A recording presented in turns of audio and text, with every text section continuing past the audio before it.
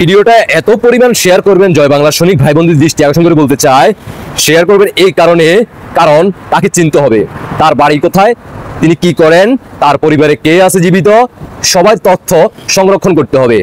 মাননীয় প্রধানমন্ত্রী শেখ হাসিনা ডিজিটাল বাংলাদেশে এই মুহূর্তে ইতিমধ্যে আপনারা জানেন দীর্ঘ 1-1.5 বছরে যতগুলো ঘটনা ঘটছে, যতগুলো ফুটেজ আমাদের কাছে আসছে, সবাই তথ্য কিন্তু আমাদের জয় বাংলা সৈনিকদের দ্বারাই কিন্তু সংরক্ষণ করা সম্ভব হয়েছে।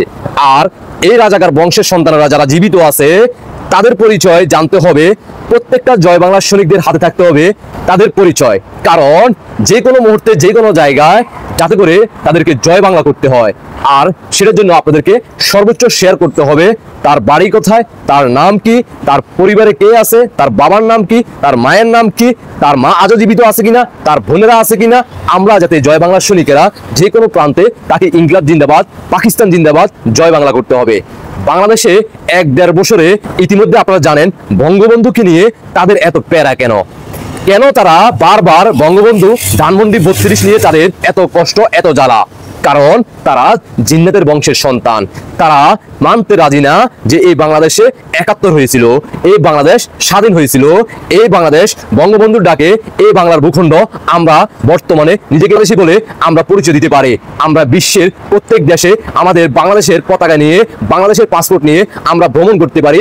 আমরা প্রবাসী রেমিটেন্স যুদ্ধ হিসেবে বাংলাদেশকে অর্থনৈতিকভাবে চাঙ্গা করতেছি, সেটা তারা সহ্য করতে পারতেছে না। তারা চায় পাকিস্তানি পাসপোর্ট নিয়ে পাকিস্তানকে ধারণ করে প্রত্যেক দেশে গিয়ে ভিক্ষা করার জন্য, কারণ আপনারা ইতিমধ্যে জানেন পাকিস্তানি শতকরা 80-90% লোক বিশ্বের বিভিন্ন দেশে গিয়ে তারা ভিক্ষা করে আর তারা সেটাকে ধারণ করে।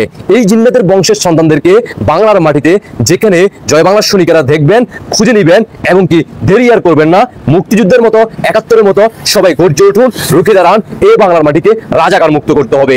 দেশবাসীর উদ্দেশ্যে বলতে চাই, যারা এই রাজাকারপন্থীদের সাথে আপনারা 5 আগস্টের পর থেকে আজকের দিন পর্যন্ত জেনে শুনেও তাদের সাথে সঙ্গ দিচ্ছেন, মনে রাখবেন আপনারা এই বাংলার মাটিতে আর কখনো এই বাংলার মাটিতে বসবাস করার যোগ্যতা আপনাদের থাকবে না। ইনশাআল্লাহ বিজয় আমাদের আসবে আসবে। 71 সৈনিকেরা, বঙ্গবন্ধুর আদর্শ সৈনিকেরা, মাননীয় প্রধানমন্ত্রী শেখ হাসিনার কর্মীরা এই বাংলার মাটিকে রাজাকার মুক্ত করবেই করবে।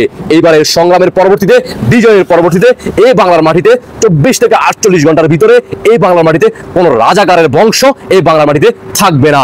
এই বাংলার মাটি থেকে তাদেরকে বিদায় করতে হবে। 71-এর পরবর্তীতে তাদেরকে সুযোগ দেওয়া হয়েছিল বসবাস করার জন্য, আর এই সুযোগের কারণে আজকে 2024 সাল ঘটে 5 আগস্ট।